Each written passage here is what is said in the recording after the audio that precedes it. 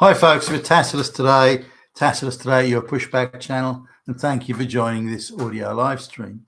In this essay, I'd like to talk about the ongoing and frantic and, in my view, delusional sort of discussions. I'm not sure you really call them debates, but the to and fro carry on, being gleefully ginned up by a gloating media about supposed anti-Semitism on one side, particularly after the Bondi Beach shootings in Sydney, Australia, and then the supposed blowback or the alleged supposed blowback that's happening against the Islamic community, which is Islamophobia. So the media and the political class and the chattering classes can go and hyperventilate about two phobias and not one. I mean, does it get any better? And there, of course, their moral superiority can be on full display. But let's just have a look at this. Now, the political class is saying we need special laws. I mean, this is terrible. These shootings, these murders, this phobias, fears, hatred, and we need special laws to combat it. And your politicians are working, while getting all their directions and orders from the globalist cabal, your politicians are working hard to fight back against this. Wait a minute, stop. You fucking morons. Let's just sort of look at, are special laws needed? Are indeed these phobias? Is it anti-Semitism? Is it Islamophobia? Is it, transphobia, or whatever phobia they dream up, supposedly the big problem of the day, needing special laws to combat? Let's just have a look at this. Now, the Bondi Beach shooting as an example. Well, there must be no laws. If special laws are needed, there are no laws that would prevent or bring about the basis upon which perpetrators could be punished through the legal. There's just no laws. So in Australia, it's okay to wander around with rifles and discharge them in public places. You're allowed to just go rando shooting people on a beach or target a particular group. You're allowed to do any of those, and no problem. Hey, no problem. So that's why we need special laws. Fuck me, we need laws to stop this. Wait, stop. Now, shooting people, killing them, injuring them, assaulting them. There are so many laws in the books that it's so murder is against the law. So you can prosecute someone for that, and that's clearly a situation that is available to authorities and the legal system here. The state can go out and prosecute someone for murder. No problem there at all. What about occasional injury where the person doesn't die but they're badly injured? Assaulting. Plenty of laws on the books there. Discharging a firearm in a public place.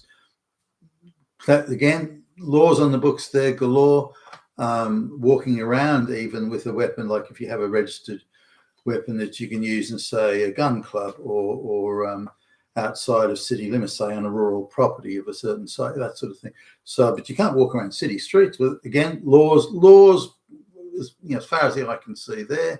So now, I don't know how, I haven't counted them up, but say the perpetrator, I think one survived, the perpetrator of the Bondi Beach shooting, there'd be, before I even sit down and comb through the available laws, there's got to be 20 plus charges that could be brought against that. Now, those charges existed before the shooting, have existed for a long time. It's illegal to go around shooting people, and you go to prison for that sort of stuff. But it's also the case that those laws existed after the shooting, during the shooting. Now, those laws made no difference to the perpetrators doing these things. They can't have been unaware of that there would be legal consequences for this. Again, you don't go around shooting people. Yet they went ahead anyway. Would any law have prevented it? We've got a special law that if hate law about guns, it's a special gun-hating law. And would that have changed anything? Well, of course not. And again, laws, an endless number of laws exist and did exist and can, and as my understanding, have been applied to the perpetrator or the one surviving perpetrator from the shooting. So laws they're not short on laws. There are plenty of laws there.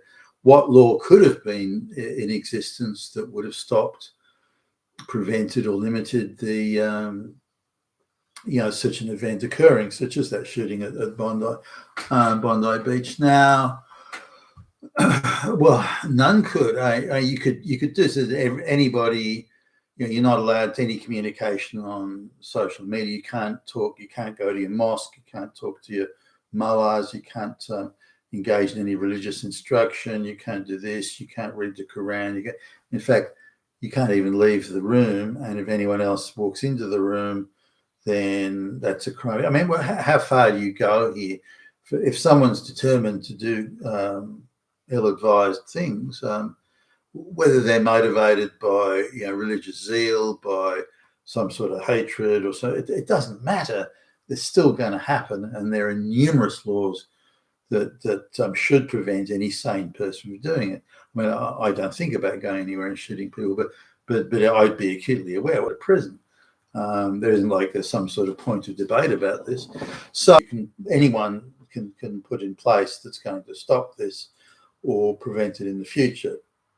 And there are numerous laws that are already in place to be absolutely categorical, 100% clear of the illegality of such an act of going around shooting folks.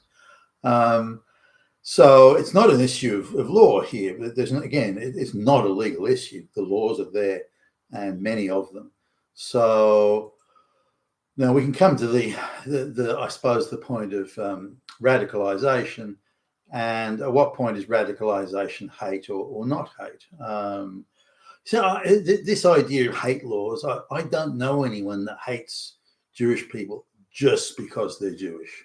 That's it. Nothing. Just a blanket hatred. I don't know anyone who and I've been around for quite a while, in my 60s now. I don't know anyone. I know people who have issue with Jewish behaviour. I know that, but that's not the same thing. Not even remotely close to being the same thing.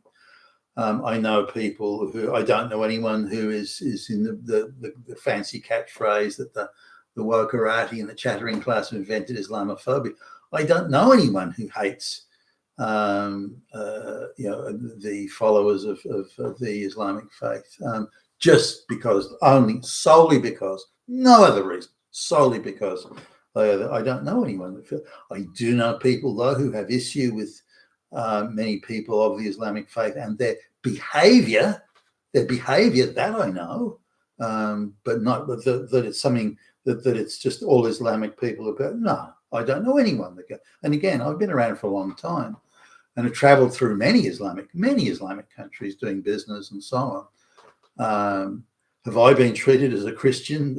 Have I been treated a Westerner Christian? Have I been treated with very clear disdain by some people in these Islamic places? You bet I have. But it's not my business to contest it or complain about it. I'm there just in commerce terms. I'm just there to do business, represent the organisation that I work for, and do that, and then go. That's all that I'm there for. And so to get caught up in the local angsts, anxieties, and religious fervours or zeals and all lack of it or too much of it, not my business. And so I wouldn't dream of getting caught up in that sort of thing.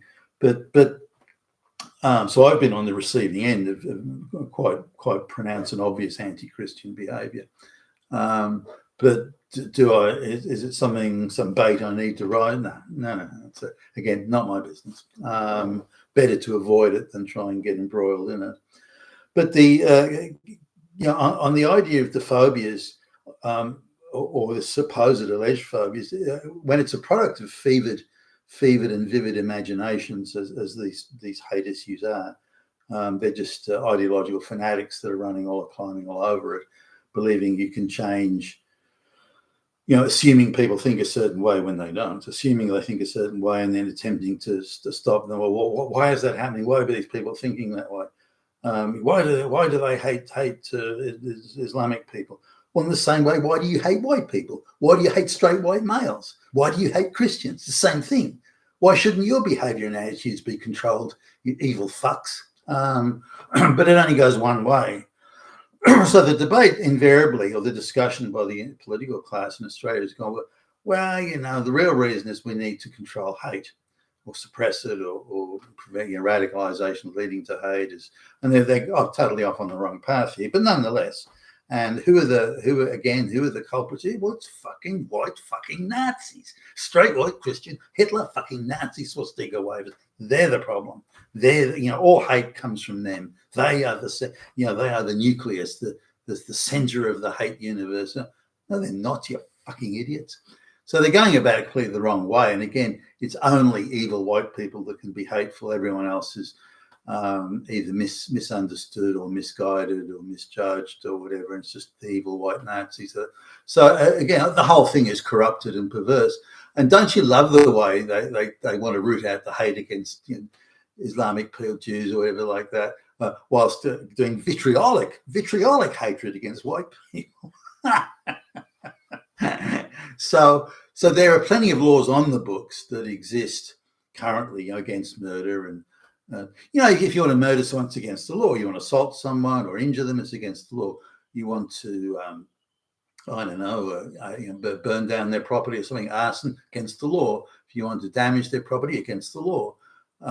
You want to scream abuse in their face and threaten them, or engage in some sort of conspiracy to threaten, harm, or injure, against the law. So all these laws exist, plenty of laws. So the idea of adding extra laws is not the issue here.